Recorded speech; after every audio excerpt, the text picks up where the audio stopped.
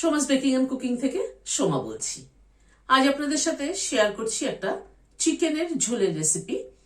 কিন্তু চিকেনের ঝোলের মধ্যে নতুন আলু, ছোট আলু এবং কড়াইশুঁটি দিয়ে করেছি, যেটা শীতের একদম মেইন জিনিস বলতে পারেন, যে নতুন আলু এবং কড়াইশুঁটি, সেই দুটো দিয়ে চিকেনের পাতলা ঝোল করেছি। তাহলে চলুন দেখতে থাকি কি কি দিলাম। এখানে চিকেন নিয়েছি 600 গ্রাম, এখানে ছোট আলু নিয়েছি 6 পিস, আর কড়াইশুঁটি নিয়েছি। আলু কড়াইশুঁটি নিজেদের ইচ্ছে মতো বাড়ানো কমানো যেতেই পারে। আলুগুলোকে প্রথমে পিল করে নিয়ে টুকরো করে নিচ্ছি। কেউ চাইলে গোটাও রাখতে পারেন আলু, তবে টুকরো করে দিলে হয় কি সেদ্ধ হতে সুবিধে হয়, তাড়াতাড়ি সেদ্ধ হয়ে যায়। কারণ চিকেন তো প্রেসার কুকারে দেওয়ার খুব একটা দরকার হয় না, চিকেন কড়াইতেই ঢেকে ঢেকে কষালে ভালো কষানো হয়ে যায়। সেই জন্য আলুটা যদি একটু টুকরো করে দেওয়া হয় তাহলে তাড়াতাড়ি সেদ্ধ হয়ে যাবে। আলুগুলোকে মাঝখান থেকে অর্ধেক করে টুকরো করে নিয়েছি। এই নতুন আলু আর কড়াইশুঁটি দিয়ে চিকেনের পাতলা ঝোল খেতে কিন্তু দারুণ লাগে। গ্যাসে একটা কড়াই বসালাম, সরষের তেল দিচ্ছি। তেলটা গরম হওয়ার পরে আলুগুলোকে আগে ভেজে নিচ্ছি। আলুগুলো আমি আগে একটু সেদ্ধ করে নিয়েছি, হালকা করে বয়েল করেছি। অল্প একটু নুন ছড়িয়ে দিলাম, অল্প একটু হলুদ দিয়ে দিলাম।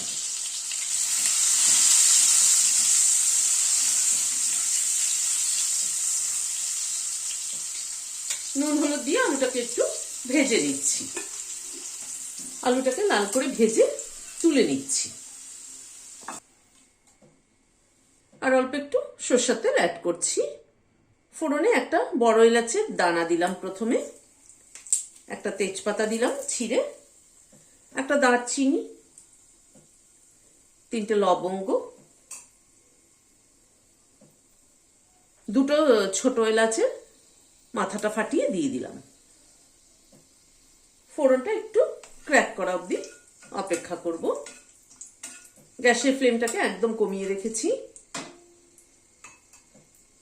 এখানে 10-12 কোয়া রসুন আর 2টো কাঁচা লঙ্কা পেস্ট করে নিয়েছি, সেটা প্রথমে দিয়ে দিলাম।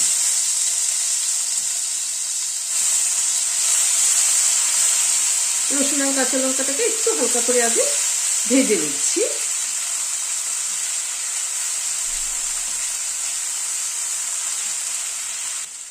এখানে একটা পেঁয়াজ সেদ্ধ করে পেস্ট করে নিয়েছি, সেটা দিয়ে দিলাম।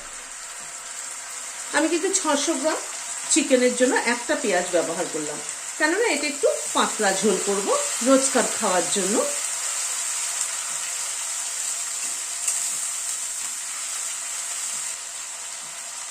এক চামচ আদা বাটা দিয়ে দিলাম। আদা রসুন পেঁয়াজটাকে একটু প্রথমে কষিয়ে নেব, গ্যাসের ফ্লেমটাকে মিডিয়ামে রেখে। আদা রসুন পেঁয়াজ কাঁচা লঙ্কা সবকিছুকে একটু মিনিট 2 মতো সময় ধরে কষিয়ে নিলাম। এবার কিছু গুঁড়ো মশলা অ্যাড করছি। উঁচু 1 চামচ রোস্টেড ধনের গুঁড়ো, 1 চামচের একটু কম কাশ্মীরি লাল মির্চ, হলুদ দিলাম 1/2 চামচ, নুন দিলাম 1 চামচ। গুঁড়ো মশলাগুলোকে দিয়ে আবার একটু নাড়াচাড়া করে নিচ্ছি।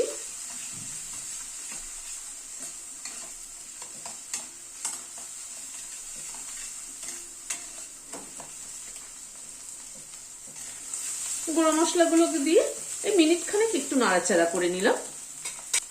এখানে 2টো টমেটো পেস্ট করে নিয়েছি, টমেটো পেস্টটা দিয়ে দিলাম। টমেটো পেস্টটাকে দিয়ে মশলাটাকে আবার একটু কষিয়ে নিচ্ছি।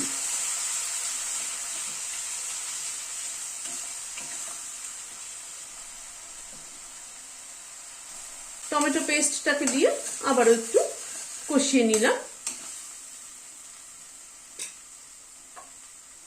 এবার চিকেনটা দিয়ে দিচ্ছি।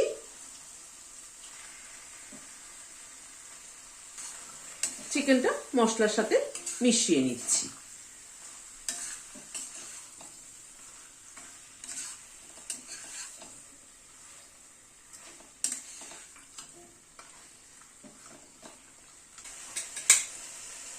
এবার চিকেনটাকে একটু ঢেকে দিচ্ছি, গ্যাসের ফ্লেমটাকে মিডিয়ামে রাখছি। চিকেনটা একটু ধীরে ধীরে কুক হোক। প্রায় 8-10 মিনিট সময় ধরে ঢেকে চিকেনটাকে কষালাম। মাঝে 2-1 বার আমি ঢাকা খুলে নেড়ে দিয়েছি, তা না হয়তো চিকেনটা নিচে লেগে যেত।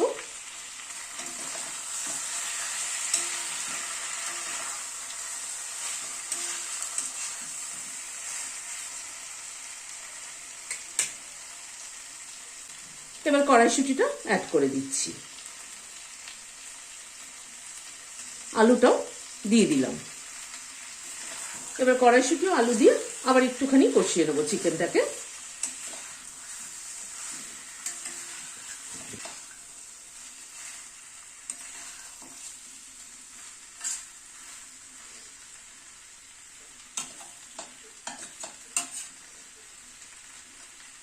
আরো প্রায় 4-5 মিনিট সময় ধরে চিকেনটাকে কষিয়ে নিলাম। এবার গরম জল দিয়ে দিচ্ছি। চিকেনের একটু পাতলা ঝোল হবে বলে সেই জন্য জলের পরিমাণটাও কিন্তু সেভাবে আন্দাজ করেই দিতে হবে। গ্যাসের ফ্লেমটাকে বাড়িয়ে দিলাম, দিয়ে ঢেকে দিচ্ছি। ঝোলটা একটু ফুটে উঠুক, চিকেনটা আবার একটু সেদ্ধ হোক। 4-5 মিনিট সময় ধরে ঝোলটা ফুটলো। এবার ঢাকাটা খুলে নিচ্ছি। অল্প একটু চিনি দিয়ে দিচ্ছি। কেউ যদি দিতে না চান চিনি স্কিপ করবেন, তবে চিনিটা দিলে হয় কি, এটা তো মিষ্টির জন্য চিনিটা দেওয়া না, নুন মিষ্টির ব্যালেন্সটা ঠিক হয়, খেতে ভালো লাগে। এই সামান্য পরিমাণ চিনিতে মিষ্টি কিন্তু হয় না, কিন্তু ব্যালেন্সটা ঠিক হয়। 1 মুঠো ধনেপাতা ছড়িয়ে দিলাম, 2টো কাঁচা লঙ্কা দিয়ে দিলাম মাথাটা চিড়ে।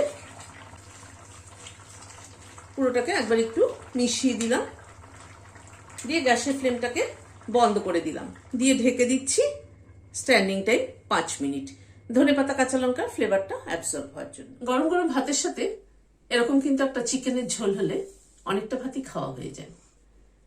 কেমন লাগলো আপনাদের আমাকে কমেন্ট বক্সে জানাবেন। ভালো লাগলে একটা লাইক এবং সাবস্ক্রাইব করার অনুরোধ রইল। আজ তাহলে এখানে শেষ করছি। নমস্কার।